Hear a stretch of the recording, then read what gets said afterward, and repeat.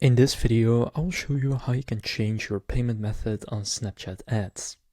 So first, just go to your ad manager, and in the top left where it says manage ads, go and click on the drop down, and then here under business you want to go to billing and payments.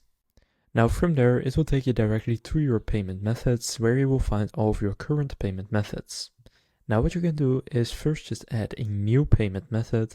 So you can just add credit card. In some cases you can also add PayPal. You can apply for credit, or you can prepay if you want. So just choose whichever payment method you would like to add. And after you do that, go to your other payment method and just go ahead and remove this payment method, because then the other one will be your primary payment method.